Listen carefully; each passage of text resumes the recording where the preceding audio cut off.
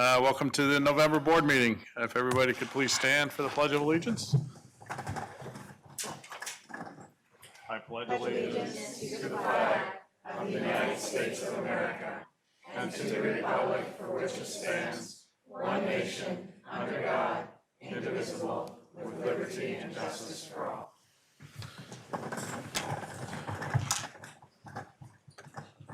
All right. First thing up is some recognitions. We're very pleased this evening to have a couple recognition programs for our board members. The first is on behalf of the Pennsylvania School Boards Association, and they have what they call as an honor roll. And the honor roll that we're going to present tonight, the PSBA asked that we read this proclamation to start with. The legacy of school board service is firmly embedded in the history of our nation and its commitment to public education. The Pennsylvania School Boards Association, founded in 1895, has a rich history as the first school boards association established in the United States. The consummate board member is described as an ethical, principled individual with a deep desire to serve. School directors have a strong belief in the value of public schools and local control of public education for the benefit of all students. Today, school districts are expected to offer more services along with world-class instruction with limited resources. These expectations provide a tremendous challenge for school directors who are unpaid volunteers who work tirelessly, giving of their free time away from their families to contribute to the schools and communities they serve. PSBA has been recognizing the contributions of dedicated local school directors with long-term service since 1983. The honor roll is the association's way of saying thank you to those individuals who exemplify leadership by giving unselfishly of their time and talents for the betterment of the public schools serving students across this great Commonwealth. It gives us immense pleasure to recognize the following board members for their service and being part of this rich legacy. Our first recognition is to Jennifer Armstrong. She has completed 8 years of service with the terms 2011 through 2015 and 2015 through 2019.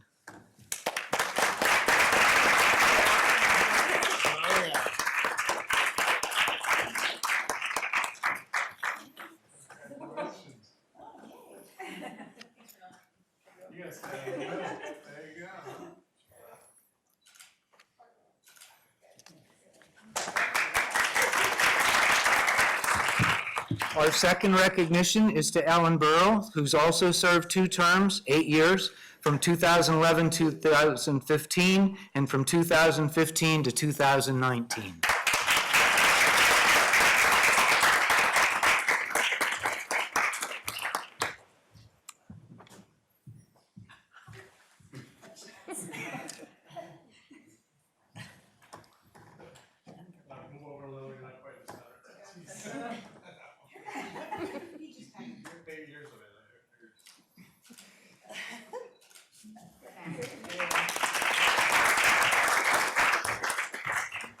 Philip Foray has served a 2-year term from 2009 to 2011, a term from 2011 to 2015, and a term of 2015 to 2019 for a total of 10 years.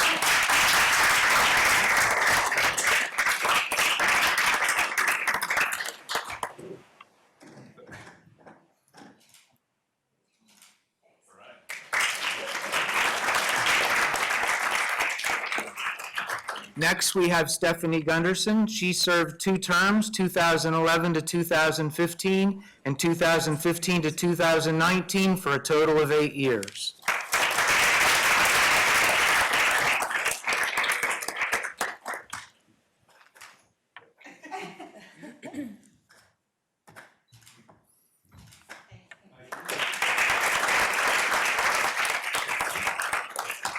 Finally, we have Mary Ravenfeld. She has also served 8 years, 2011 to 2015, and 2015 to 2019.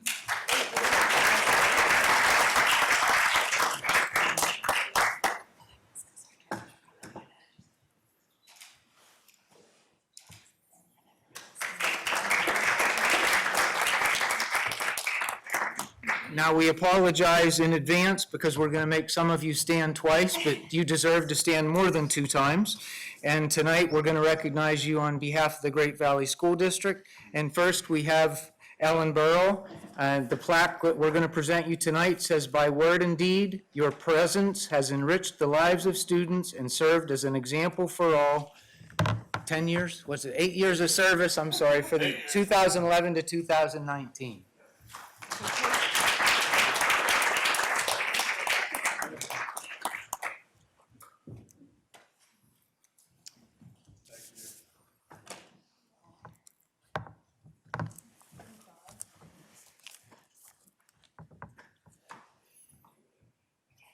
The gifts, by the way. I really only come for them. Don't open it till later.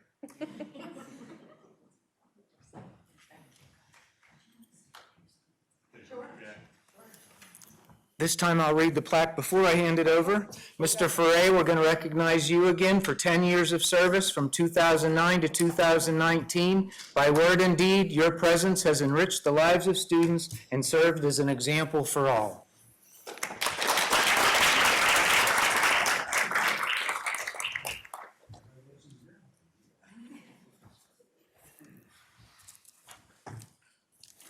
Stephanie Gunderson, by word and deed, your presence has enriched the lives of students and serves as an example for all for 8 years of service from 2011 to 2019.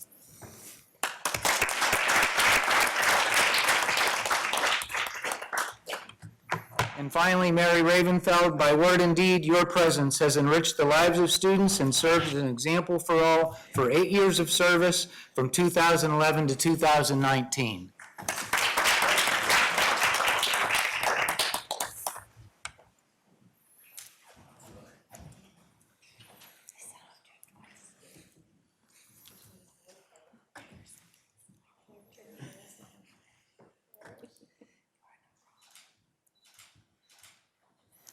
Wait, you have to stay there.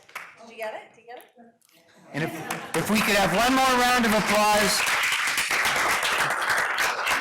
Thank you so much for these great individuals that have served our school district so well. Okay. We also have another special recognition tonight with a recognition and appreciation award to the GVHS girls soccer team for earning the title of 2019 Chesmont Champions. You could all come up front, please.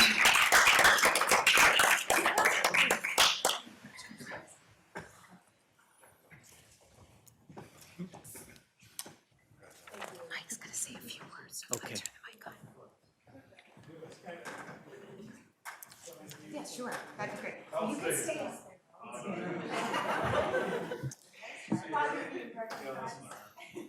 All right, as this is on, it sounds like it is. Hi, I'm Tom Doyle. I was the head coach this year of the girls soccer team. And the second one in there is Tess Lutz, who was the assistant coach for the team this year. I did want to just say a couple of things about the team. We had an outstanding year this year. We set a few records in addition to winning the Chesmont for the first time ever. We had 11-1 record in Chesmont. And then we also set a record for the most wins in a season of 15. We had the most goals, 56, that we had ever in this first season. And then we also had the most girls named to the All-League. We had a total of 8 girls, so 8 out of our 11 starters made All-League this year. So it was a great year for us. But I would say that the credit goes to 3 things. One, we had an amazing senior class this year. 3 of the girls are here as captains. Veronica Jans, Emma Gray, and Katie Coffey, who are 3 of our captains, but we had a great senior class. Second thing I would say the credit goes to Coach Jen Mikowitz, who 3 years ago re-energized the program for her. She's a math teacher at the high school, and she was on maternity leave this year. But it really, credit goes to her for re-energizing the program. And then the final thing I'd say credit goes to 7 years ago, we started a partnership with the Greater Chester Valley Soccer Association. And we had 54 girls in the program this year, and a lot of those we coached at the youth levels. Some of the next generation of stars are here tonight too, but it really did, it was a long process to get to this point, but, just an outstanding year and the bright future for the program. So congratulations to the girls on an awesome year this year.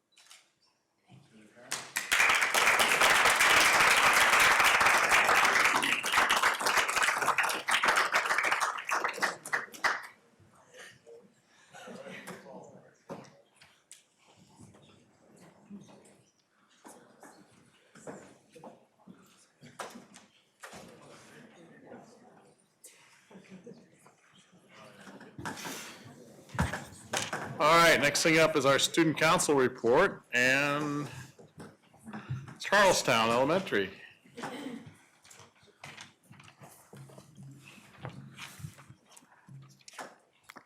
Hello, my name is Ava Hall, the Charlestown Student Council President.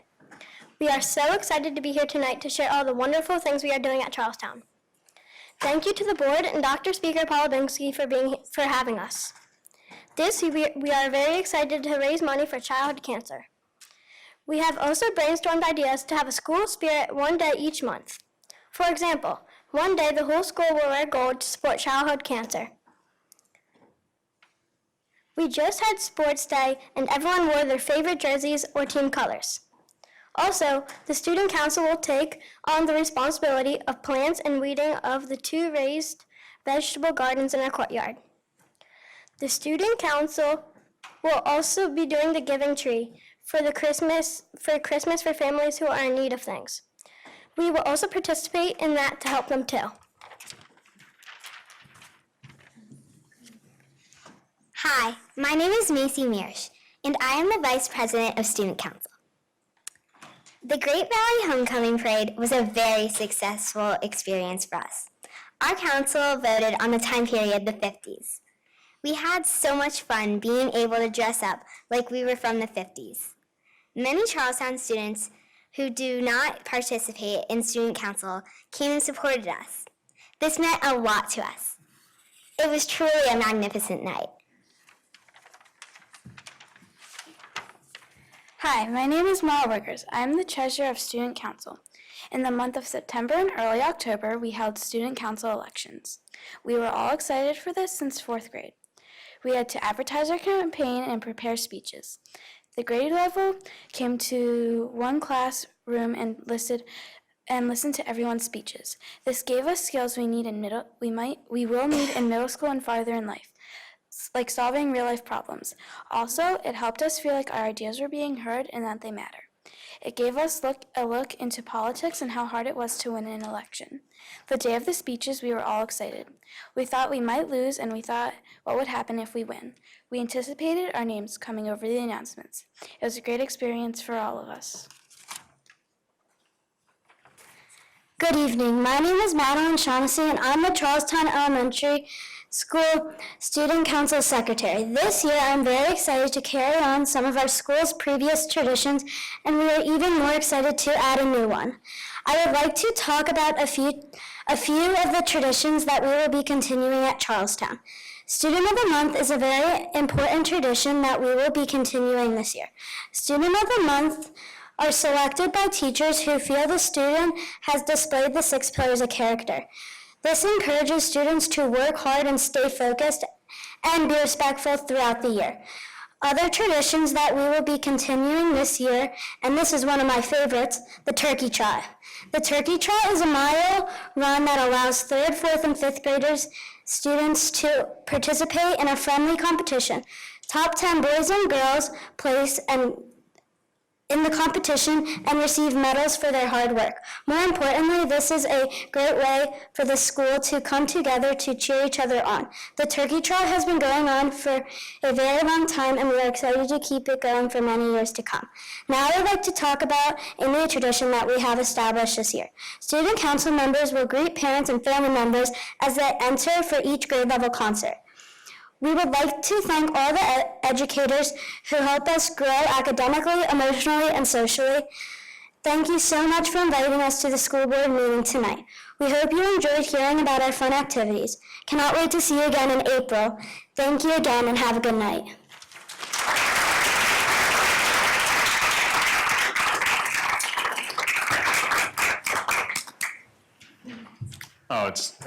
Thank you guys for coming, because we like to hear what's going on in the school, so it's great when we have you guys in. So can't wait to see you in April. And before you leave, though, you got to listen to what's going on in the high school, okay? Because this man over here is dying to tell us everything that's going on in the high school, so. But I'm not sure he can top you guys. Yeah, I was gonna say, good job, guys. I don't know if I can top that one. There's a couple things that have happened at the high school over the past week since we last met. The engineering classes had Techie Day, which is a day every year where students around the county go to businesses that focus on or include engineering as part of their way to make money. This year, 20 students from Great Valley and Mr. Stauffer went to Vanguard. Now, what kind of engineering happens at Vanguard, you might think? It seems like it's a finance company, but actually it was really interesting. We learned a lot about computer science and cybersecurity, which are more and more prevalent fields of engineering in today's world. We got to talk to a lot of the software engineers at Vanguard and how they worked to make their algorithms for doing what they do and how they protect the $5.3 trillion that they work with on a day-to-day basis. It was a really cool experience for all of the students who got to go, and we're looking forward to continuing Techie Day in the future. Second thing to report is the teachers at the school and staff got to enjoy several parents getting together to make Indian cuisine for a lunch last week. This was in celebration of the Indian holiday Diwali, and although I didn't get to try any of the food, and I really wish I could, it was apparently delicious, and all of the teachers enjoyed it. Many of the staff members had never tried Indian food before and are now asking for places to go to get more. But I wish we did that in the school cafeterias. So we'll see what we can do in the future, but it seems like this tradition will continue. And looking forward, students at the high school are excited for a 2-day week next week leading in, is that next week? I think so, leading into Thanksgiving. If there are no questions, then this is all I have to report. All right, thank you. All right, so all of you guys can grab your parents and leave now if you'd like. And you guys can leave too back there, unless you want to stay for some more fun.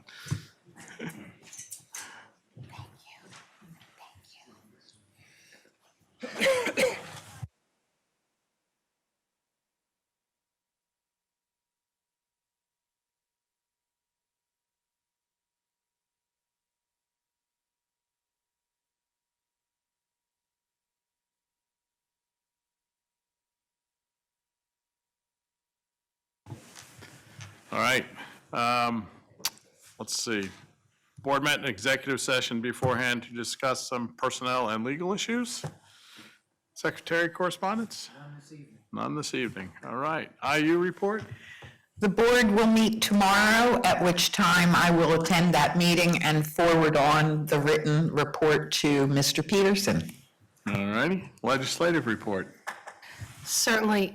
There's not much to report right now. The next legislative committee meeting is the 30th, and it's going to just be a Skype meeting.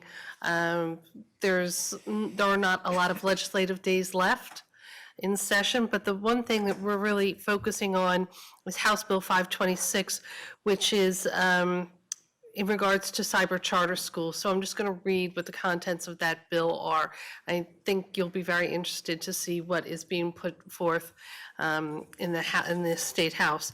It reads that full-time cyber education programs offered by school districts, notwithstanding Section 1725 AA1 or any other provision of law to the contrary, the following shall apply to a student who resides in a school district that offers a full-time cyber education program. If the student enrolls in the full-time cyber education program offered by the school district of residence, the student's enrollment in the cyber education program shall be subject to no tuition or fees other than fees that the school district imposes on its students generally. If the student chooses to enroll in a cyber charter school, the student or the student's parent or guardian shall be responsible to pay the cyber charter school a per-student amount calculated in the manner set forth in Section 1725 AA2 and 3. Such payment shall be made to the cyber charter school in 12 equal monthly payments by the 5th day of each month within the operating school year. A student enrolled in a cyber charter school under this clause shall not be included in the average daily membership of the student's school district of residence for the purpose of providing basic education funding payments and special education funding pursuant to Article 25. As used in this section, full-time cyber education program shall mean a complete course of study that is offered by a school district in which the school district uses technology in order to provide a significant portion of its curriculum and to deliver a significant portion of instruction to its students through the internet or other electronic means, and that is not a cyber charter school established under Section 1745A. So basically what they're saying is that if your district of residence offers a cyber charter program that is open to students at no tuition, if your district doesn't and someone else wants to come and participate in your districts, they pay the tuition due to that. So that's really where the main focus has been. Regina, did you have any other thoughts on that or how that affects us? I know it's really been what the legislative council has been discussing, for the most part. Absolutely, and there is a grave concern that this would open the door to serious implications for all school districts, even though now they're just identifying those districts that are found to be in receivership. It really is a slippery slope, and many of our neighboring districts are feeling the impact of charter schools and the loss of that money. If that expands to include also private schools, it will be very difficult for our colleagues in neighboring districts to fund. So anything we can do to vote no for that bill would be appreciated. Well, it would significantly impact us too, right? 'Cause Absolutely. 20-some-odd% of our students, or our resident students, go to private schools, so. Yes, this bill would not, because they specifically carve Right. out those districts that are in receivership. However, it definitely opens the door to allow taxpayer dollars to fund vouchers. So I've heard, I think maybe the first year I was here, we might have, I don't know what I call it, we voted on a statement from the board, and a resolution, thank you, it's been a long day. I know that other boards do that often in cases like this. Is that something we would want to consider, and would that help? If we all felt that this was something that, not just for us, but for the rest of the schools in the state, think the we most want important to thing is- protest against, would we I do think the that? most important thing is to get the word out to parents to call the representatives. That seems to have a bigger impact than us sending a resolution to the people. That is what has been shared with us. At this point, it's still in committee. So the thinking is if it would come out of committee to the floor. There's a similar Senate bill that parallels that, so it would really behoove you to get in touch with your representatives. And the Senate bill was introduced by Senator Schwank, Fontana, Street, Argyle, Costa, and Hughes. The House bill was introduced by State Representative Sani, Roebuck,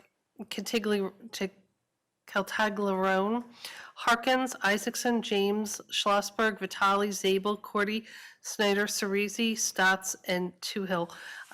As of last February, those are not local representatives, but nonetheless, what they're proposing impacts us here at home.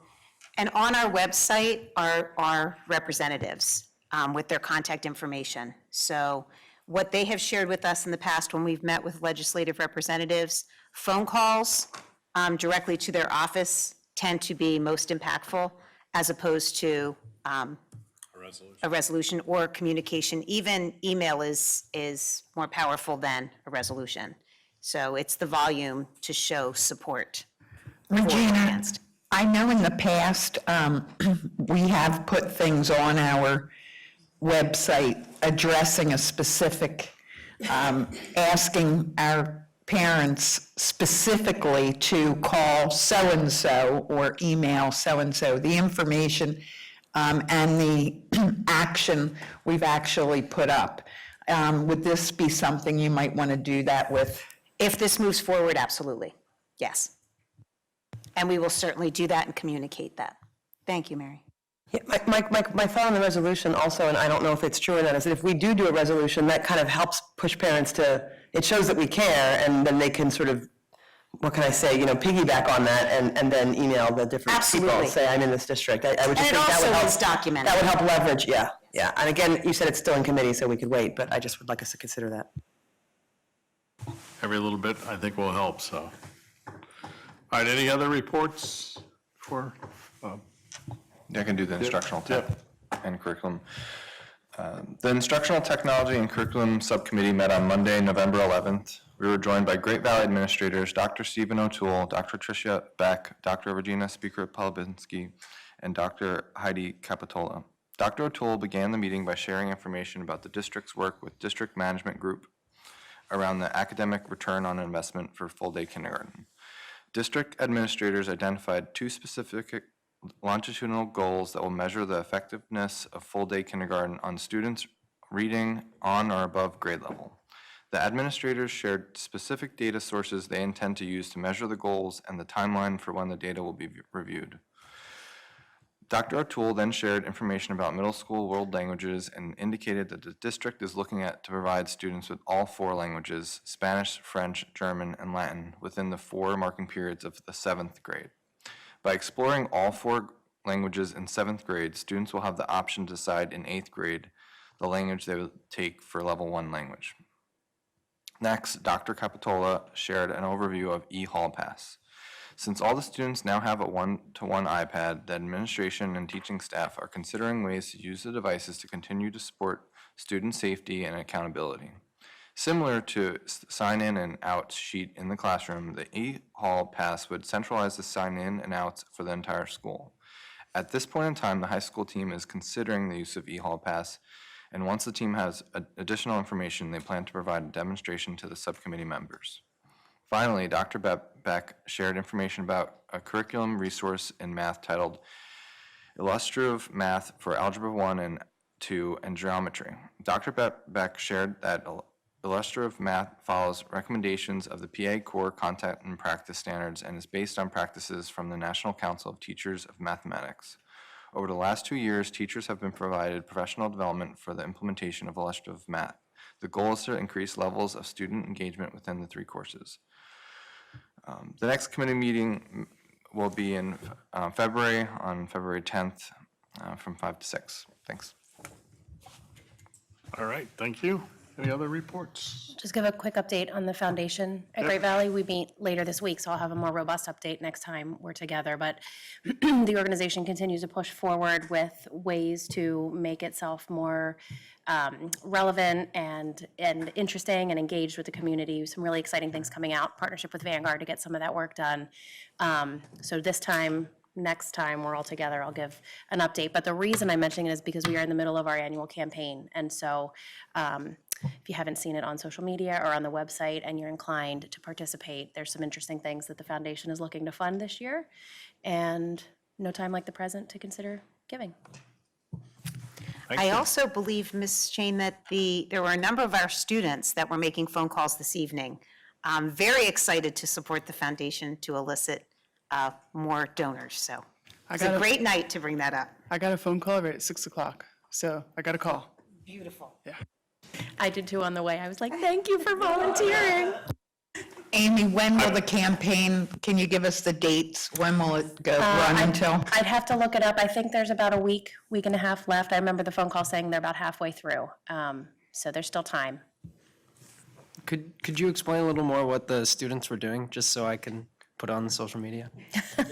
Certainly, they were reaching out to, I believe it was all past donors, and reminding them about some of the great work that the foundation does, and opening the floor for any questions, and just reminding folks that the foundation can do a lot.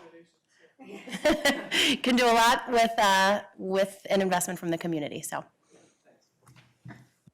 I made sure your two names were at the top, that's why, just, you know.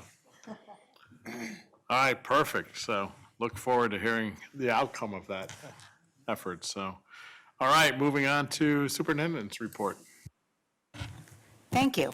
I wanted to have an opportunity to share the high-level presentation of the goals. The details under each of the strategies are within your documents, but this just gives you the higher level. So our mission, which can be found in multiple places in the room at this moment, to ensure that every student is inspired and prepared to be a passionate lifelong learner and a productive invested participant in the local and global community. And I think every time we come together, or I have a superintendent's update, we are certainly headed in that mission, and we have a lot of great representatives of our student body that are showing the amazing things that are happening within our schools. So as we move forward with as we possibly move forward, let's see. There we go. Our guiding principles. So these are the principles that remain constant, as does our mission statement, to drive our goals. Will be an exemplary school of choice with opportunities to maximize potential in multiple areas for all children. That district stakeholders will have the opportunity to communicate reciprocally with a shared vision of excellence and equity. And financial and operational procedures will maximize the fiscal health of the school district with clear planning to the future. Then we broke the goals into 4 distinct areas. So we have curriculum instruction and student achievement, communication and culture, policies and governance, and finance and operations. So around the first goal area of curriculum instruction and student achievement, all students will be provided with highly effective instruction aligned to clearly articulated, rigorous, district-wide curriculum yielding student achievement. So the first strategy under curriculum instruction and student achievement is to ensure consistent implementation of high-quality standards, aligned curricula, and effective instructional practices across all schools and all classrooms for all students. What you'll see in the document that you have the strategy is broken down a little further to explain specifically what is happening. Dr. O'Toole and Dr. Beck are doing amazing things with the administration, working in classrooms, and our teachers are doing amazing things for students. B, under the strategies, ensure that quantitative and qualitative data is used to monitor student achievement. If you remember years ago when we had talked about how are we evaluating students, and it's not only by numbers, it's also that qualitative data, informing instructional practices and driving district-level decision-making related to staffing and programming.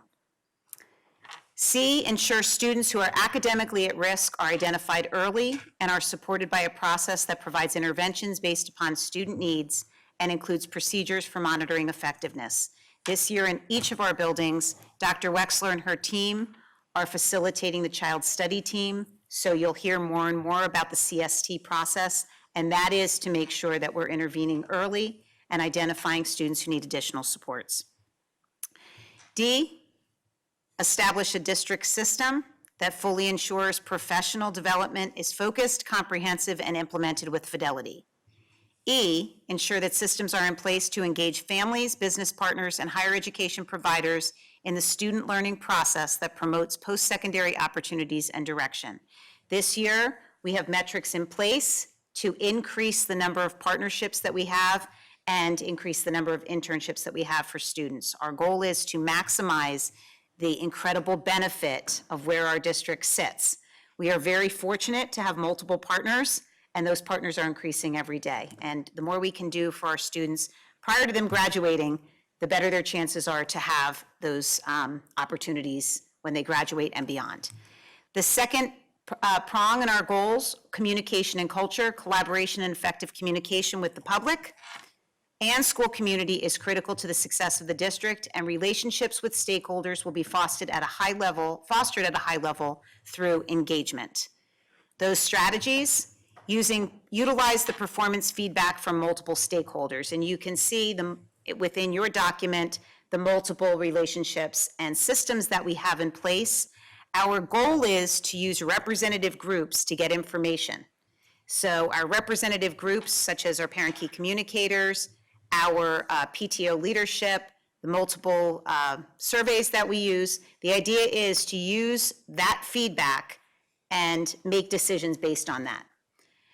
B, fostering a cultural change in which all maintain a mindset of service and collaboration with colleagues, students, parents, and community. C, establishing critical issue committees.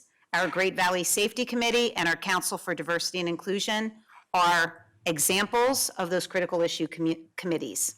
D, increase and enhance our social media presence. Ms. Blake and her team are working. I say Ms. Blake and her team. Actually, we are all on Ms. Blake's team for this work. There is a lot of information out there on social media, and many of our staff members and our students share social media sites. Our goal is, and it's really been amazing, pulling all those resources together and communicating them to allow the public to get glimpses into our classroom and see the amazing things that are happening on our fields, in our classrooms, in our meetings, and throughout the district. Finally, the third area is policies and governance. The school district is governed by the Great Valley School District Board policies. The application and implementation of these policies is the basis of district processes and procedures. We are in a very super position, thankfully, to this board under the chairmanship of Stephanie Gunderson, who has been the chair of the policy committee for a number of years, has now passed the torch to Ms. Juan, who will now be the chair of the policy committee. And our strategies are to continue the review of all district policies as we begin the next phase of the 3-year cycle. To say Dr. Gaffredo has been doing an amazing job in keeping us all on our toes in not only reviewing those policies, but making sure they're clearly communicated. B of that strategy is to respond to all policy changes driven by legislation and PDE within a 2-month time frame, or earlier if advised by the district solicitor or dictated by legislation. I have to say at this point, we work with Whistler Pearlstein in the area of policies. Ed Diazio is our point person, and he has been doing an amazing job working with Dr. Gaffredo and the policy committee to make sure that we're really aware of not only what's happening at the state level and the national level, but what is happening with area school districts, and making sure that we're informed of changes that are coming. Finally, this is a strategy that has been added to provide the professional development required for staff compliance. And one of the realities, and I have to really give kudos to the policy committee, Dr. Gaffredo, and all of the administrators who've been working with the policies in making sure our administrative guidelines are not only updated, available, but actually applicable, able to be applied, and able to be implemented. So a lot of work has been done in that regard, and that will continue. Finance and operations, the board has the fiduciary obligation to maximize district resources while providing the best educational opportunities to all students in a fiscally responsible manner.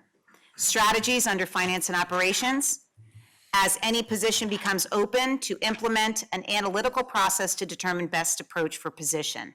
So with this, it is not automatically assuming that when a position is open that we will identify the profile and fill that position. It truly is an analytical process to determine what is the need for the position. Is that position needed? Is it needed in the format in which it exists, or is the profile for that position changing? A lot of really deep conversations and helpful changes have been implemented based upon that approach. B, to continue to implement and adjust as needed the 5-year plan that is sustainable within the estimated future Act 1 index with considerations to changes in debt service and capital needs. This is especially critical as we're going through the feasibility process, looking at our enrollment projections and identifying a need to, as we're growing and expanding. So to make sure that we're being prudently responsible and planful.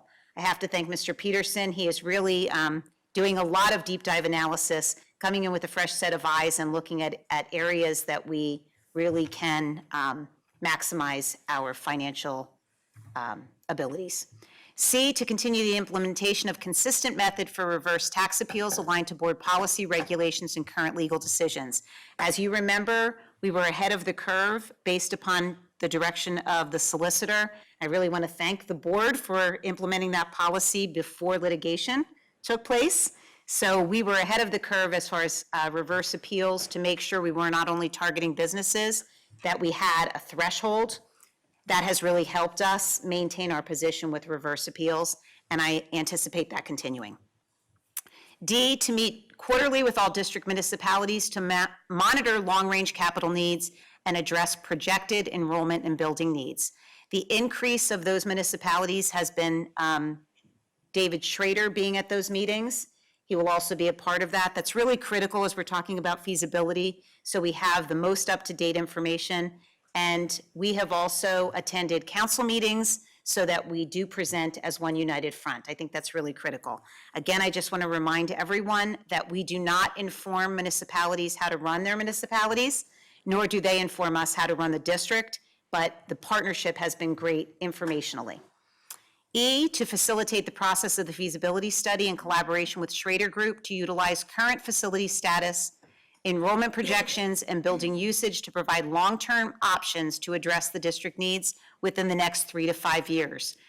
The meeting that was held in November was November 15th, I believe. November 12th, I apologize. That was the first of 2 work groups, and it was an incredibly insightful conversation. We were expecting to get into small groups, but there was really deep conversation that I believe needed to happen. The second of those meetings is to be held December 9th. If anyone in the public is able to attend, everyone is encouraged to attend. Administrators, staff members, community members, parents, students. The time to get, teachers, yes. The time to get in the process is at the beginning of the process. A lot of options were shared, a lot of ideas were shared. From different grade configurations to buildings, additions. We had a little bit of a conversation about modular classrooms or added workspace. It was really rich conversation, and I believe there are a lot of voices that could add to that conversation. Finally, F, to coordinate the process of finalizing the Act 93 agreement between the administration of the board and the board. As you'll see, within the goals, you also have additional information with metrics that will be used to align those goals, and we'll continue to review those. Any questions?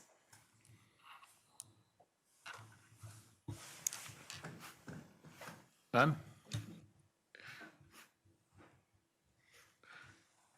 All righty.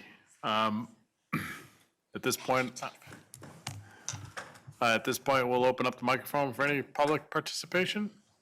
Any voting agenda items? All right, seeing none. First thing up is the consent agenda items. Do I have a motion for items 801 through 815? Move to approve 801 through 8.15. A second? Second. Motion and a second. Do you have any questions or comments on any of these? All right, some of them were reviewed pretty well last week, so seeing none, all those in favor? Motion passes 9-0. All right, next thing up is the contract with Normandy Farms and Conference Center for an admin and board retreat for an evening. Do I have a motion? Move to approve.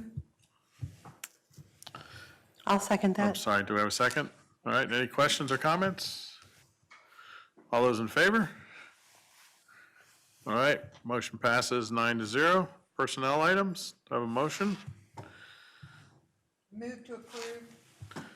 Second? Second? All right, any questions on any of these?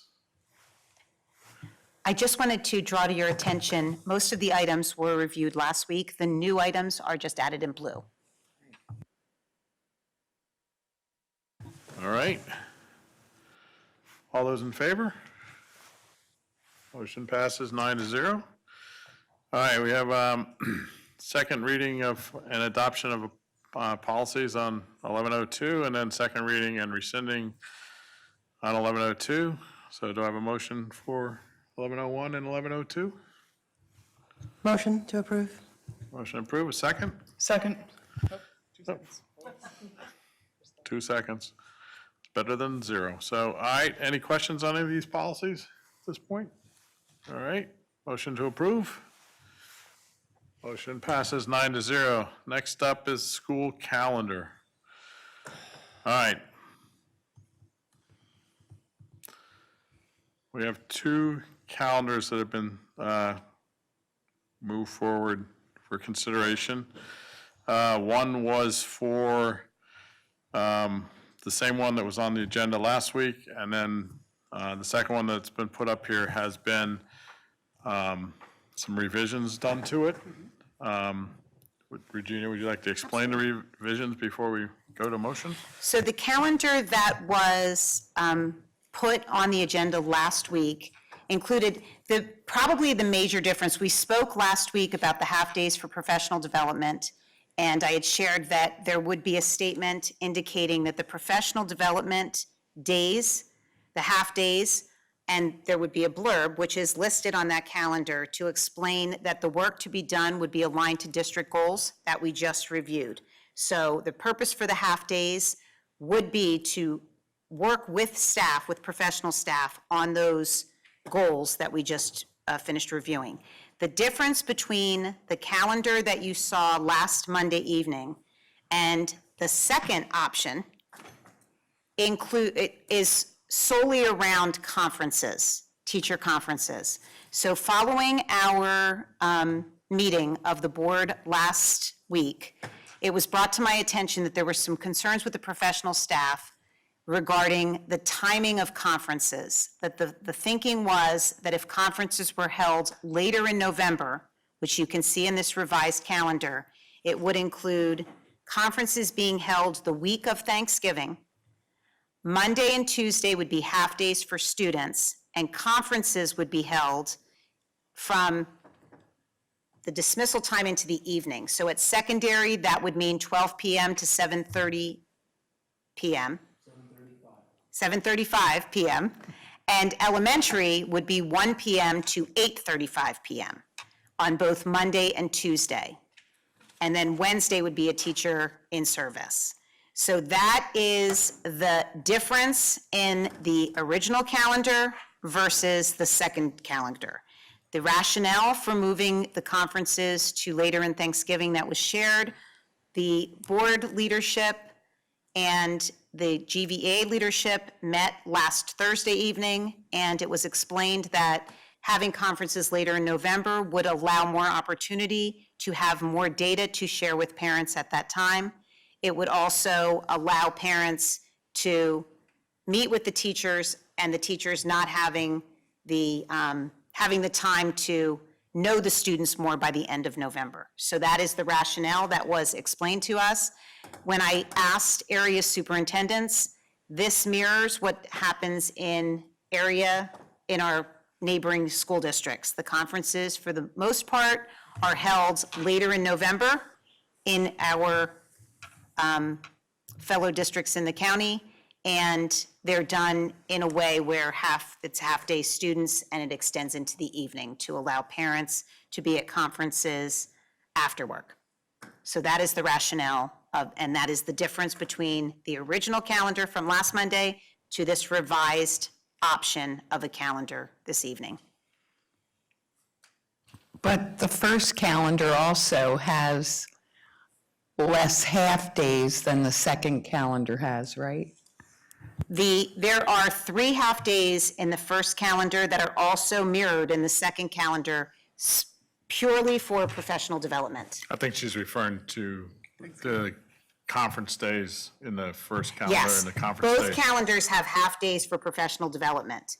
The second calendar has 2 half-days that are solely for conferences, that are not for professional development. They're for conferences. I mean, in a nutshell, correct me if I'm wrong, the only difference between the 2 calendars is the original proposal was conferences would be the 2nd and 3rd of November, and those would be in-service days, so there would be no students at all in school on the Monday, November 2nd, and then November 3rd being election day.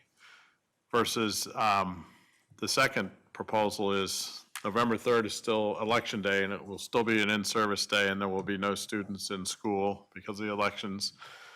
And then conferences would be the week of Thanksgiving, and the students would be here on Monday and Tuesday for half-days. Yes. And conferences would take place Following that. Monday and Tuesday that evening. So the Yes. students would be here for 2 half-days on that week. And then students are off on Wednesday, That's a teacher. and it's teacher in service days on Wednesday. And there's another change if you look at the ending date of school. I don't want to lose that in here too. Could That's a you good talk point. about that, Yep, please? I missed that, yes. Yes, thank you. The last day of school, the last student day in the original calendar was June 10th. The last student day in the revised calendar is June 9th. The last teacher day in the original calendar was June 14th. The last teacher day in the revised calendar is June 21st. So just if you can get me through this. So the calendar we looked at last week was shared with the GBEA leadership. And based on that conversation, we came up with the second option that we're looking at tonight. And can you tell me again, Regina, what was the opposition from union leadership for the first calendar? As I shared, the largest issue was having more information at conference time to share with parents about their children. So at the elementary level, we have 3 marking periods. At the secondary level, there are 4 marking periods. The feedback that I had received that when we have the conferences very early in November, all of the assessment data is not received because the first marking period, if your secondary is just ending, at the elementary level, you're not at the end of a marking period. So it was to provide opportunity to have more information to share with parents at the end of November. In looking and taking that information and then looking at our colleagues around Chester County, many of them also target the end of November for conferences for that same reason. So the marketing periods are something that's our own construct. I mean, we can change that if we need to. I mean, I just feel like when I think about how does this decision affect our students, I like to see students in school for more meaningful days during the time that it matters. And so, I think adding on time at the end of June after everything's done doesn't make a lot of sense, but I would like to see kids in that week of Thanksgiving because I feel like there's still a lot of learning that can be done, and I'm not sure that half-days are the right form for that. I also just think that in general, half-days are really tough on parents who work because, they're already having off a few days that week, and if you have 2 half-days, my gut feeling is just this doesn't make a whole lot of sense if we change it to be more half-days, but I'd love to hear other people's view. I think having those 2 days off in the beginning of November and then having Thanksgiving, it almost puts like 2 weeks in December where it's hard, whereas having just the election day off, which is already going to be a crazy day, people taking off, and then having half days, I think Thanksgiving is already out there. And then so you basically have kids in school for most of the time in that first marking period, and then Thanksgiving week's a wash. So I like the revised calendar because of that. Adding to what Brian is saying, when you look at this calendar holistically, it's not, for me, it's conferences, what good are conferences if, in the end of the day, we do them at a time when we're not providing valuable information? Well, I actually disagree with that. Well, I'm just saying, I'm not saying that that's the I would, case. as a parent, I would want to know well in advance of a grade being finalized if there's things that I need to be doing to help my student achieve whatever their academic goals are. And I'm not sure that the first time I have an opportunity to meet with the teacher, unless I schedule it myself, is after those first grades are already locked in. That surprises me that that's a reason to delay a conference. It's just counterintuitive to the way I have viewed the purpose of the conferences, but I'm open to a dialogue about it. And I think one of the realities, and this was actually shared with leadership, with the board leadership, at any time that a student would be struggling, the expectation would be that our professional staff reaches out to the parents. So this isn't about having an opportunity to discuss when a child's struggling. The expectation that we have is that if that's the conversation, that happens long before a conference. This is about having an opportunity to look at how a child's doing collectively with grades. That was the perspective that was shared with me. When this was also shared with parents, that was their feedback as well, that they would want more information at the conferences. So after this year, when the parent key communicators had shared their feedback, there were times that they wanted to discuss where their child was, but they had not had assessments to really give them that full picture of that. So they were wishing they had more data points finalized at that point. And at that time in the school year, they just don't exist. So I wanted to add on, I agree partially with many of us, but I also, I now don't have kids in the school, but up until last year I did. I find that half days, I don't remember as well as when they were younger, but when they're older, I think especially getting towards the end of high school, senior year, when it's really important to get as much work in as you can that first half of the year, I find those half days problematic with those older kids because they aren't focusing, they think the whole week is off. It depends on the kids, right? But I think whole days are much better to get the work done. As a parent, I am not a professional teacher. So I would lean towards the first calendar because it has less half days. I feel like it's more productive to have a full day.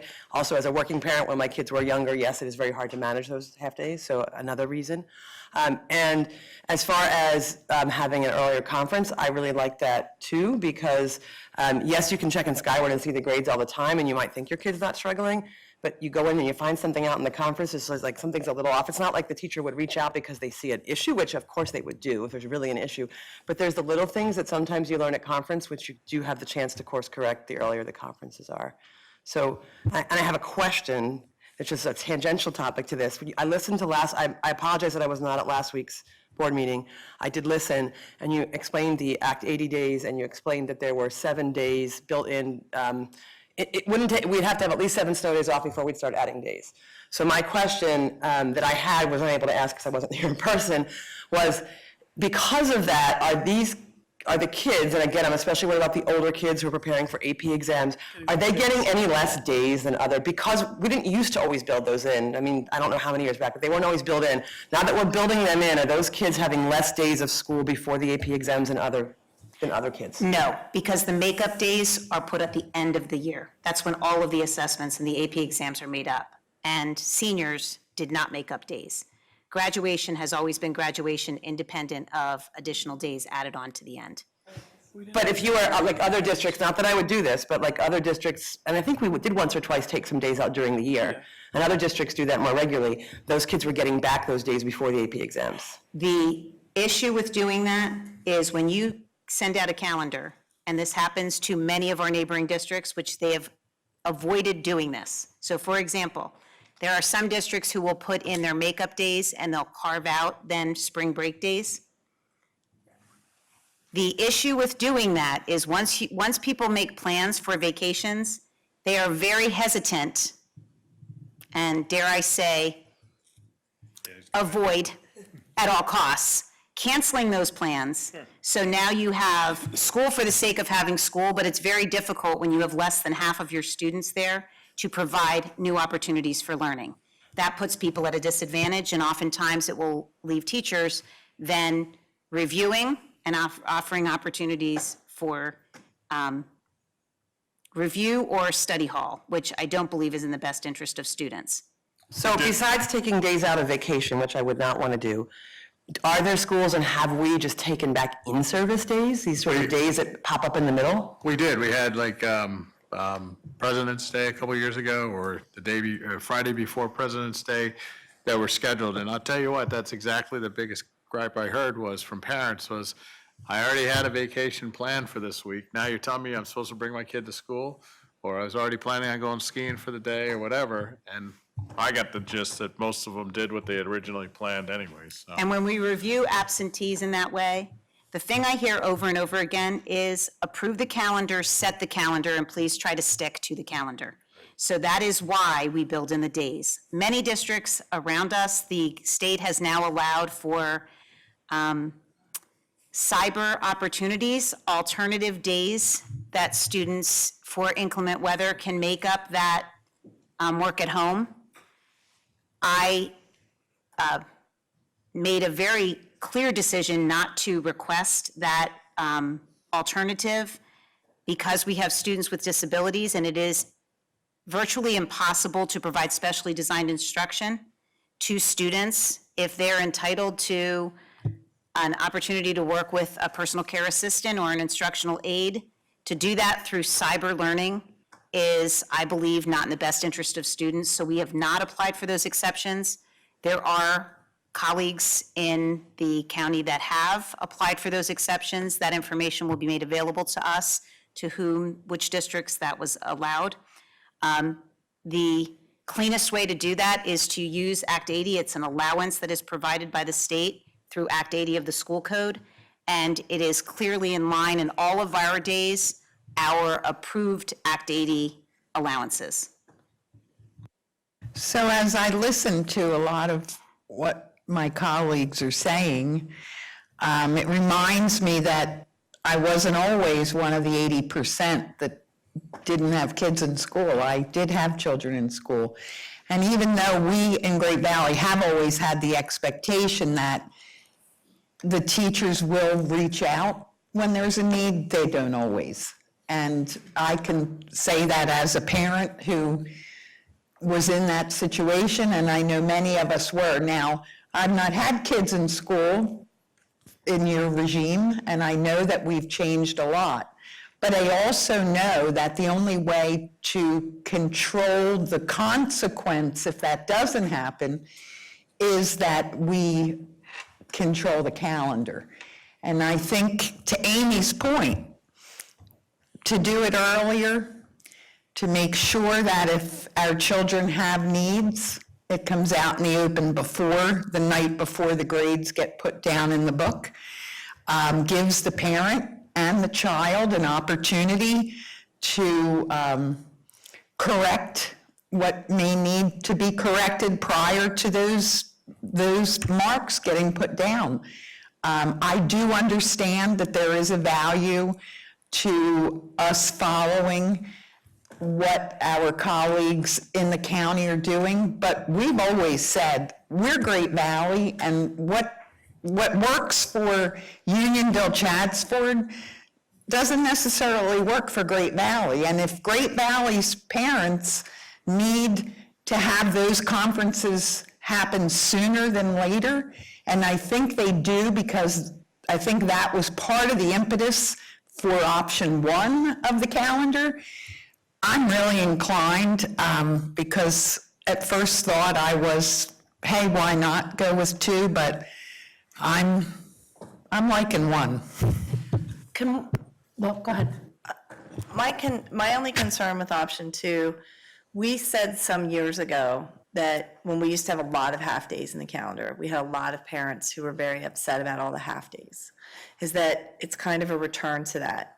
You're going to have teachers work 2 12-hour days, 1 12-hour day, and then the next day they have to come in early and teach that second 12-hour day, and then they have to be fresh and ready to go for conferences. It's not their normal work pattern. I think that they're probably not going to be fabulous at those end of the day 8 p.m. conferences after they've just I think had they're professional. I two. think they could do it. I think they can, but I'm saying we're looking at 2 12s. We're looking at kids who are in school for 2 half days. I mean, if we're totally honest, half-days are typically not the best educational opportunities. I know I haven't had kids in the district for a little while, but when I had kids in the district, half-days were the days that teachers decided this was going to be when we did our educational movies. This was going to be when we did other kinds of things. And I'm not saying there's not value in that, but is it better just to say, hey, let's take those days off? I mean, it's unfortunate now that elections are so contentious that we have to pin something on election day. I don't think that it's reasonable for us to have school on election day anymore, unfortunately, with the shenanigans that happen at elections. So I think that that's kind of, do we need to change our thinking around, and are those half-days the best educational opportunities for our students? And I'm not saying that all the teachers are like that, and I know I would never want to come out and say our teachers are not fabulous, because they are fabulous. But it's hard. It's hard on an adjusted schedule when you only have 20 minutes a period to try to really have effective learning, depending on the content topic that you're trying to teach. That's not fair to them either. So I think that that's why sometimes they probably resort to things that they might not do if they had full day instruction, is because of those opportunities, especially at that secondary level where they have to go in depth. And 20 minutes is not a fabulous amount of time for something to be in depth, and I think we have to think about that. I just want to make one thing abundantly clear, that I think the number one priority is to get the information about the 2021 school year in the hands of the staff and the parents as early as possible, which I do want to say thank you for having this discussion. And quite honestly, I have zero doubt that our staff, administration, our professional staff, our parents, and our students will live up to the challenge of any calendar that is presented to them. And I thank you for having the conversation and really thinking so deeply about it. One thing I can say is calendar tends to be a more emotional conversation than others, which is a beautiful thing because it shows how much we care about the children in our district. So whichever way we go, I'm confident that everyone will step up to the challenge and we'll be ready. And most importantly, people will be able to plan for whatever it ends up being in a way that works for them and their family. No doubt to anything you've just said. I also want to say thank you. I know we've talked a lot about trying to get a lot of different perspectives whenever this board makes a decision about anything, and you and your team have done a great job in going out and getting those perspectives. Maybe zoom us out a little bit from this one issue that we're talking about. Can you talk about some of the themes that you heard in some of the conversations? Parent key communicators are a group that come to mind. You talked a little bit about what the GVEA recommended. What are some of the other themes that were important to some of our stakeholders that went into building this calendar? I think one thing that has been relatively consistent for the last 3.5 years, starting with the survey, there are points of view that are conflicting on every single issue. The overarching topics are that students are more ready to come back and learn than they are to learn after Memorial Day, that maximizing opportunities to extend the summer are beneficial. So to not go late, if you remember, we had that experience last year where we ended late because we started after Labor Day and then starting early. It's much better to have consistent frameworks in place, it appears. Also, that there is truly a balance, and there is a rationale for that balance in every single issue. I'm talking about the midweek half-days for professional development, that the perspective was it was preferred to have days on a Friday, and then they could have a long weekend. So really, it's balancing what is the purpose of each of the decisions that we're making. And that is, quite frankly, why I brought that decision with November conferences to you, because there was a rationale that we had not heard previously as far as having that assessment available. Yeah. So I think it's just important to me, it's more about the process and the conversation rather than the end result. Because as I said, the end result will always work itself out. And we are really fortunate to be surrounded by amazing people. And at the PKC meeting, I think, and as Regina said, get it done so we know. And don't you dare touch spring break.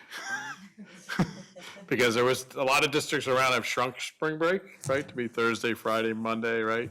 Things like that. And that was just like a loud, no way, don't do it. And in all fairness, that was the calendar that I proposed, that we would do Thursday, Friday, Monday, and maximize student learning opportunities prior to AP exams, and to allow students to really maximize the benefit of the spring. And I believe what was shared with me was that is not something to touch, which I completely understand. I mean, it was pretty much, I would, Jen could probably back me, I think it was, everyone in the room said, do not touch With the spring break. exception of one person. Maybe one yes. person, right, yeah. So, and then, but like I said, the really underlying message is, from everybody, is get a calendar out there so that we can plan. I think that's, because everything, as Chuck Linderman always said, there's a third, right? The third will be happy, third will be pissed off, and a third won't care. So, And in terms of balancing the needs of all of our stakeholders, you think either calendar could accomplish the overarching Absolutely. goals that you just talked about? Absolutely, because the number one priority is help me know and plan as soon as possible. So the fact that we're doing this in November rather than January is a definite message of people were heard and we've responded. Oh, no doubt, and I no doubt think that all of our teachers and all of our staff will make the best out of whatever we choose. I just think it's important that we have that discussion to talk about why, we think that different things are better or not as good than others. all right, any other comments? All right, so for sake of clarity, we're gonna need a motion. Let's refer to the one from last week as the original. So if the motion is to pass the original. that's Option one. Option one. And then option two will be the revised Conferences at Thanksgiving. conferences at Thanksgiving. And That's as option Steph two. pointed out, moving the end of the school year by one day also as a result. So do I have a motion? Oh, Yes. Wait, you had a question? I just have a super quick question, and I'm sorry for doing this at the last moment. So you said that the high school, because I did forget how many marking periods we had versus quarters and everything else. So the high school, by the time that November 3rd hits, the first marking period will have been over or just about over. So they should have assessment data in the high school. And for the elementary school, when does that first trimester end? The 45 days is when the first marking period ends if you have quarters. So approximately 60 days at the elementary, 60 school days. So you'd be talking about approximately 2 weeks more. 3 weeks more. Right. And why do we have trimester and this, why do we have two different systems going on here? That was put in place a number of years ago.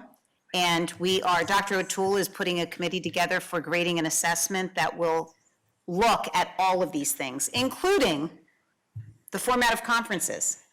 There are many schools of thought that conferences are, in the original way that they're done, are not as beneficial as they've always been done. We do them that way because historically that's the way we've always done them. Is there a better way to do that? Quite frankly, that will require a process and should not be a knee-jerk reaction. So that will be part of our grading and assessment.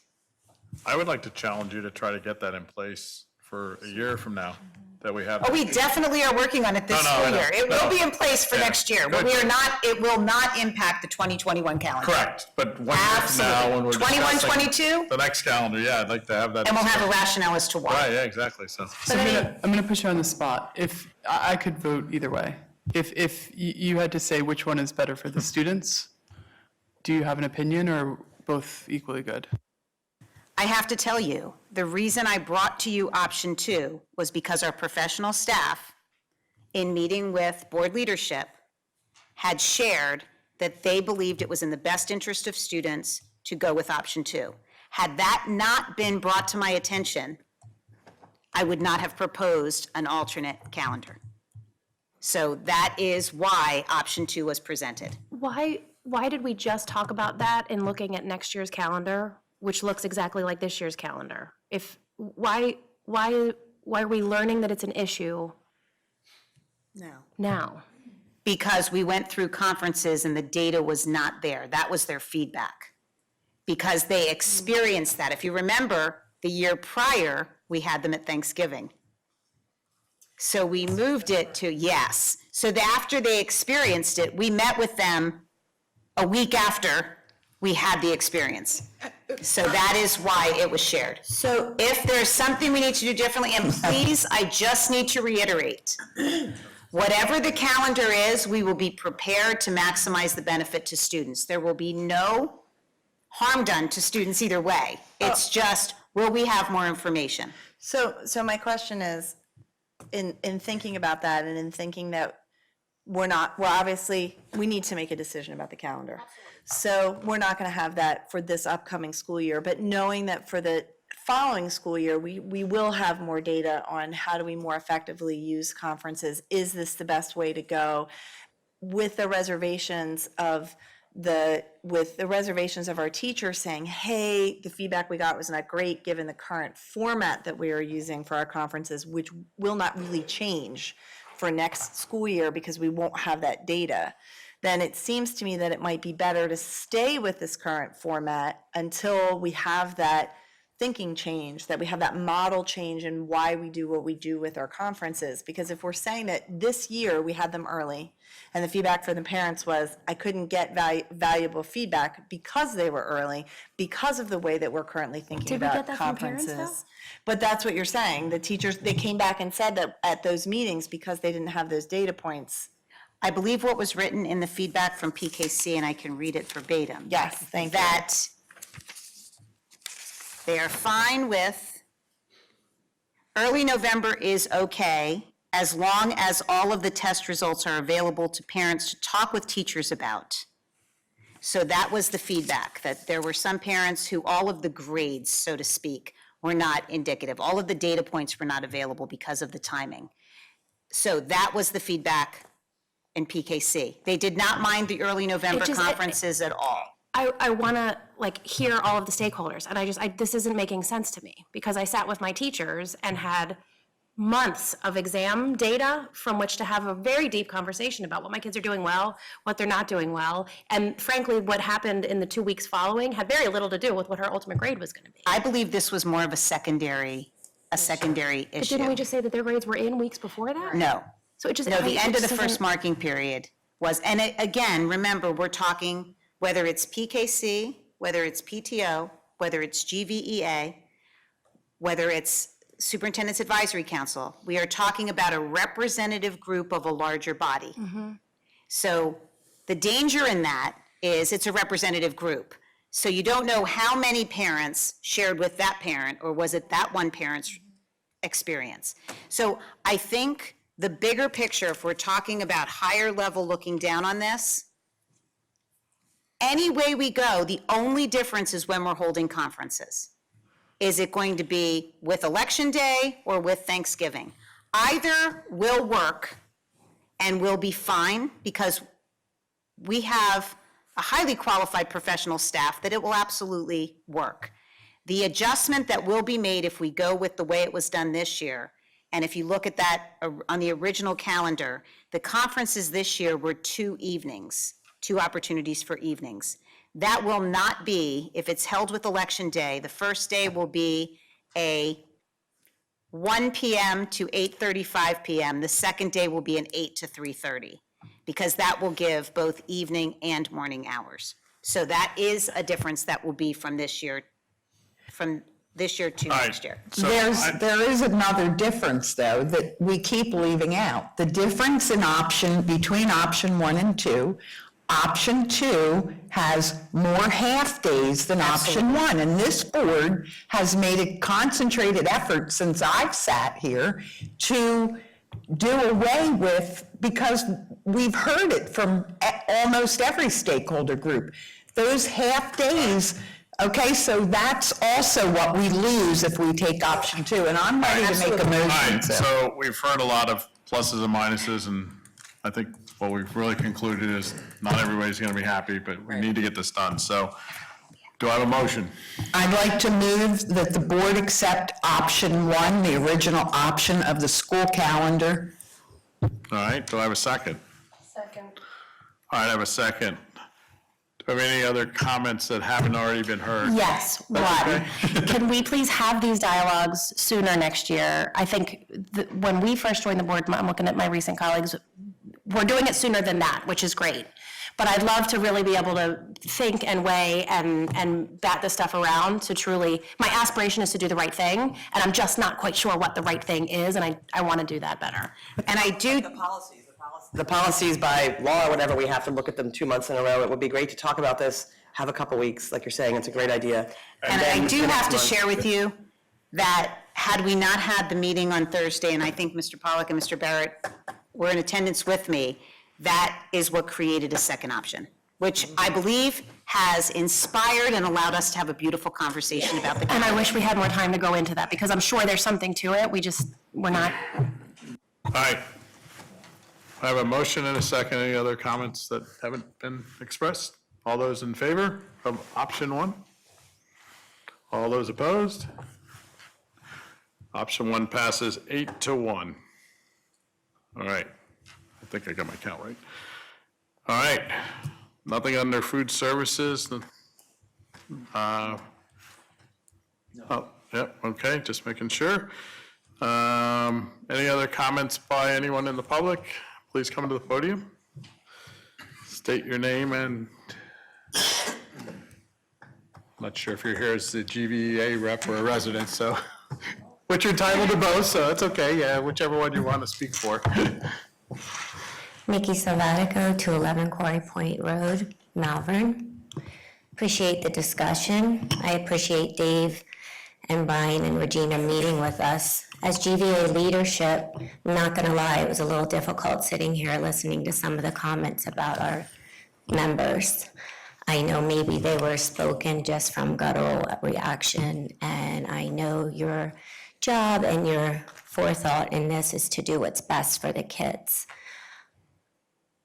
We went and we meet on a regular basis with administration, as we do with with your leadership or your board members.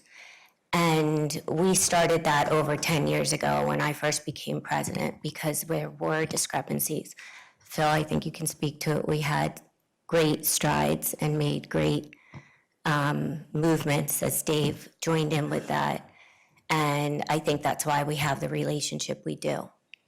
And I also know, based on what Dave has told me, that through other superintendent or board advisories, president board advisories, that they started thinking, in some places started doing it because Dave shared it. So I'd say we were trailblazers. The reason we asked, and one thing I wanted to address that I guess was a little concerning to me, is that based on all the work that our administration has done and the in-services and professional development that we do as teachers through the district as well as personally, is to make sure that we identify our children who are having difficulties, and through RTI and all the other interventions that tactics that we have, we are contacting our parents early. We are contacting them based on things that we see academically, as well as now more and more emotional, as well as OT issues. We have RTI for OT, we have RTI for reading, for math, and we do behavioral RTI. The reason we asked for conferences to be later was, in fact, we want to know your children better. We also know, many of you, that we also do contact our parents when we feel there is a need, as well as many of our parents, especially some of our newer population, are contacting us for check-ins, and we're making that time.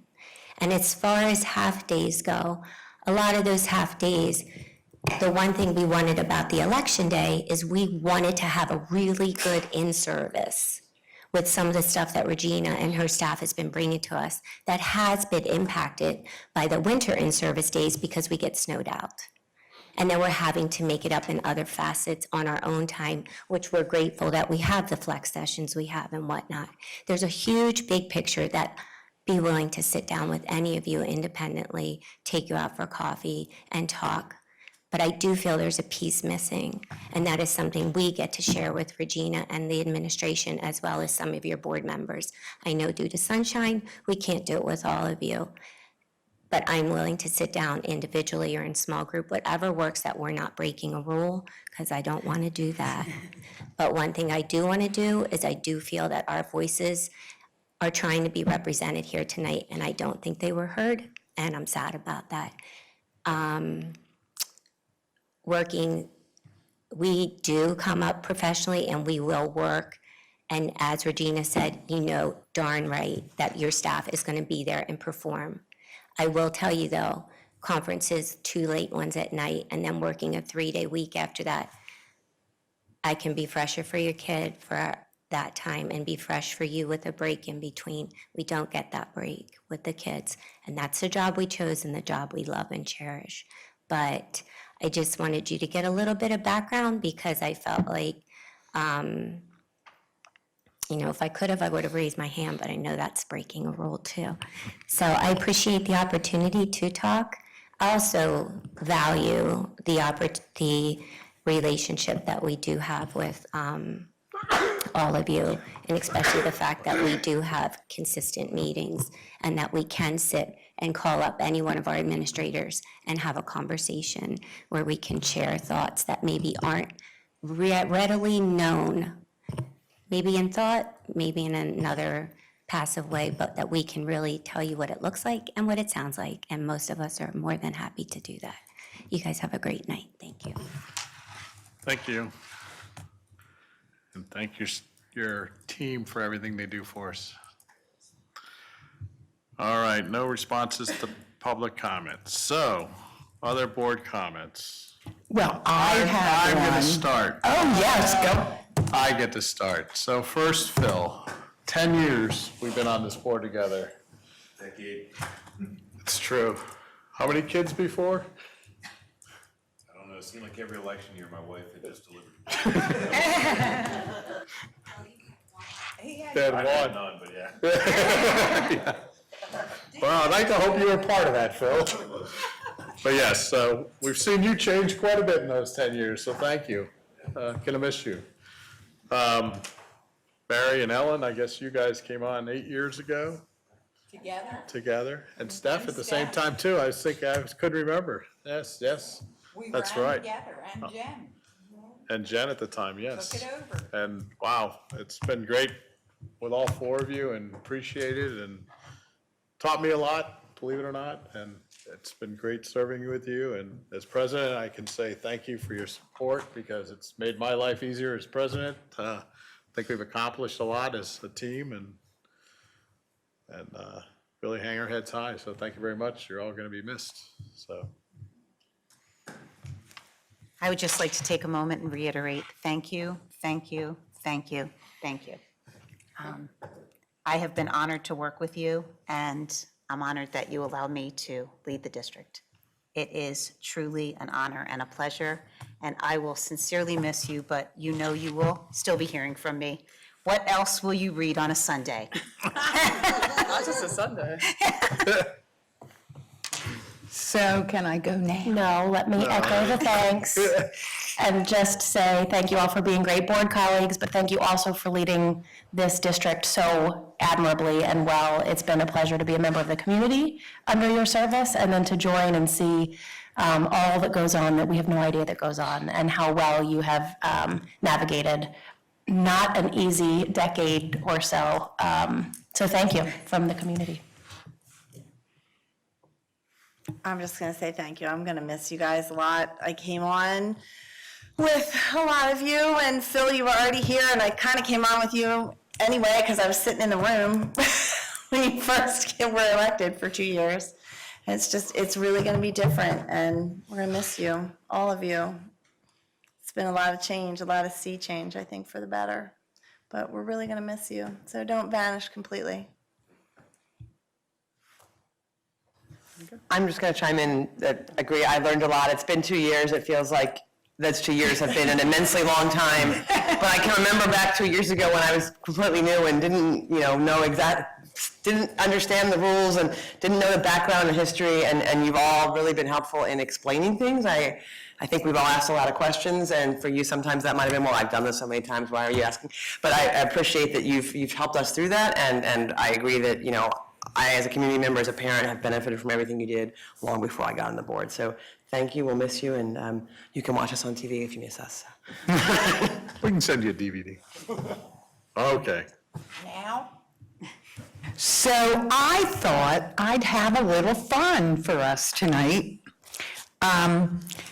I really and truthfully have had an amazing 8 years. This is truly not something I'm giving up because I wanted to, but it is such a celebration for me as I've, in the last couple months over campaigning, have really had to think about specifically what this board, and by this board I mean Dave, Steph, Mary, Phil, Jen, and myself have done. So because I had an opportunity to do all this great research, I put it all together so that I can read what we all as a board really should be extremely proud of. So, we are the board that realigned the district after the budget cuts from the previous board. Lots of tears back then, as Jen and I sat in the cheap seats for how many years fighting them, and then we take board seats with several others, and we realign. We never furloughed a teacher. Do you know how amazing that is, that we made that commitment and we kept to it? We never cut programs. That is a wonderful, wonderful thing, to be able to be student-led and never have to cut programs. We increased the opportunities educationally and societally, which is really important in my mind, for all our children, K through 12. We negotiated 3 CBAs while still providing the highest teacher wages and best health care plan in the county. We improved communications district-wide. We hired the best superintendent in the state of Pennsylvania, who has led Great Valley to rise in rank to the 2nd best school district in the county and the 9th best school district in the state. Now, first off, our most important job that we could ever do as seated board members is to hire a superintendent and to set policy. We are the board that have successfully done both of those things. It doesn't get much better when you sit back and assess your walk. It doesn't get much better. We led the district through several very difficult things, and I'm not going to bring them up, but I am going to remind you, we put a lot of time into our job when this district really needed us to. We've supported our administrators. We have created an environment here that they did not have with the previous board. They have been able to utilize their talents, and we have soared. They are a magnificent team that any superintendent will be proud to have. We realigned the school district voting districts. That was huge, believe it or not, and we put a lot of time into that. We have a phenomenal board president, and we really have, after we got rid of the last board president, if you all remember, and now we have Dave, who has served unbelievably well. The last 2 years I've been to his right side, and this man puts an incredible amount of time and effort into sometimes a thankless job. And he's certainly not getting any more pay for it than we are, okay? I get 3 times what you do. We have established through Dave seated committees that have done an incredible amount of work. Policies, oh my gosh. Brian's taking over, you know, the technology and that now coming into curriculum, unbelievable. Most of us have sat on the board that Amy now is liaison for. You know, our foundation is going to take off yet again. I know it. We're on a pinnacle. The Legislative Council, which I'm very proud of starting when Al was here, Mary took over, and we have kept everybody up to speed on what Great Valley is willing to do legislatively. We successfully redistricted neighborhoods, right? We've established multiple citizens advisory committees and forums addressing the needs of all our community members, our diversity council, our safety council. We have all kinds of things going on that really allow our stakeholders, our parents, to have their concerns addressed. We've restructured some debt, creating savings. That was huge that this board did that. We've always voted in the best interest of the children. And we demonstrated that by voting no for the International Baccalaureate and yes for full-day kindergarten. This board did that. We are also the board that shook up the IU. 1/12 of that board, we shook them up. We participated in the hiring of a new executive director and the ability to ask, we've asked the hard questions, we've challenged that board, and that board will be better off for Great Valley's participation over the last 2 years, and I know that someone else will take it on and do far better than I did. This board gets credit for that. We kept property values high by only taxing when necessary. We provided almost the best available school district in the county while realizing 2 years of a 0% tax increase. We have the highest paid teachers in the county, and we remain the school district having the lowest tax millage rate in the county. It doesn't just happen. We have an amazing organization here. I am so proud to be able to celebrate my last 8 years, to be able to sit here. I thank each and every one of you. You have all contributed in helping to make me the person that I can be to do what I've done. I love you all. I wish the ones that are staying well, and I will tell you, as Stephen O'Toole knows, I have a double sword. I started out as an advocate, and an advocate I will remain. Please don't make me come back into the cheap seats, because these seats are much more comfortable. Oh, and by the way, that might happen again too in the future, but don't make me sit back there. So carry on in the best tradition that we have, and Godspeed.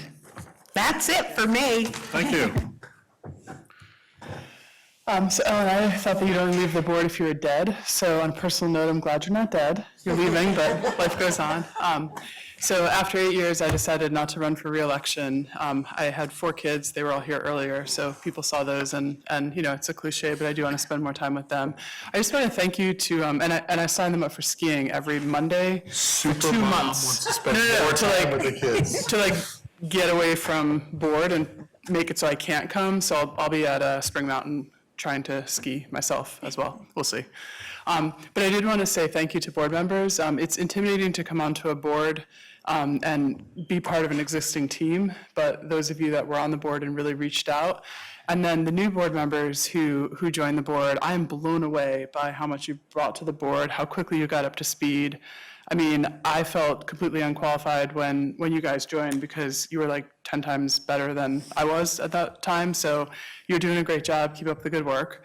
I did want to give credit to Dr. Schrader, because on the policy committee, he took over a lot of the work and did a phenomenal job interfacing with lawyers and just keeping us on task and preventing us from spending 20 million hours on policies when we could get it done in an hour. And I'm really excited about the future of the policy committee, because we got brains on board now, so it'll be good. There's some decisions on a personal basis that I don't always agree with. For example, personally, I wish we had an international baccalaureate here at Great Valley. We don't. I get why. So sometimes as a board member, that was one of my biggest challenges, is separating what I want versus what might be best for our community. My thinking has evolved on some things. Like when I first came to the board, I think I was more interested in test scores and percentage of kids getting into college. And having seen just, conversations in the community and talking to people and realizing that I'd like college still to be an option for everybody, but I wish that we as a district could support students more who chose a non-traditional path, such as military or trade schools, or just trying to figure out what they want to do. Because with college being, more expensive than a house in many places, it's a really big decision, and I want to make sure that kids who are on that path, that there's not a better path that they could be taking. Like we all kind of do what we think we're supposed to do, but you live life, you have to live your life because it's good for you, not because your friends are all doing the same thing. So I hope that we as a community kind of keep asking uncomfortable questions and making sure that we're doing things that are right for the students and not just because of what we've always done. And I just wanted to say thank you to the superintendent. You're a ray of sunshine on sometimes very dreary winter days. And I love, what you've done for the district. And I'm really excited to have 4 kids in the district and see what's going to happen in the future. So good luck, everybody, and thank you so much. I just wanted to say thank you to each and every one of you, those that were on the board, Phil, before I got here, and Jen and Ellen and Steph, when we all arrived at the same time. We walked into a district that looked very, very different than it does today. We walked in at a very bumpy, precarious time in the district's history. And I think it took us all by surprise, but I think that we were very firm in our resolve to make sure that we provided the best level of fiduciary guidance and responsibility for this district that we possibly could. I think we went through a lot of growing pains, not only here on the board, but in the community. Faculty, staff, there were so many questions. It was a time of economic downturn. There were other things going on that really caused us to pause and be very reflective of what do we want this district and this community to look like going forward. And I think that we really were all on the same wavelength, that we really didn't have any vast differences of opinion. Maybe stylistically we did, but I think really at the core of our values, we were all in sync with each other. Dave, thank you for the leadership you provided this board. It really has been wonderful. I knew Dave long before coming on the board. Our boys were all in Boy Scouts together. My sons are very grateful for the Great Valley education. Has really stood by them extremely well. And it's gratifying to see that. I think our district administrative leadership, especially Steve and Dan, Trish and Joanna, the leadership that you provide is amazing, and really the very methodical and well calculated steps that you're taking as a team to put things in place for not only today, but for the future, so that you've got really great systems in place. And finally, Regina, you have been a godsend to this district. You really have. I mean, we wished on a star, and we got you. We know we were so lucky and so blessed to have you come and guide us at a time when Great Valley's positioning could be quite different than it is today. I know that, my big concern going forward is that there's so much growth going on and so much change, things that we can't control, but the aspects of it that we can, we're very fortunate to have you leading the helm. And Amy and Brian and Samantha, it's been so great to get to know you as well, but hats off to all of you, and it's been a huge privilege for me. Actually, this is on. This is going to be the last time I talk from this microphone. And I promise not to come talk from there either. 10 years ago, our meetings were so spirited. And they were so spirited that we couldn't even fit in this room because of the people that were there. And I remember I was young, coming into meetings in the high school where there was 500 plus people, and some factions would make points on the board, and there'd be a group of people cheering and other people booing, and other people would make comments and the same. And I'd walk away from those meetings sometimes in the early mornings, like at 1 o'clock, after going into a second executive meeting after the meeting.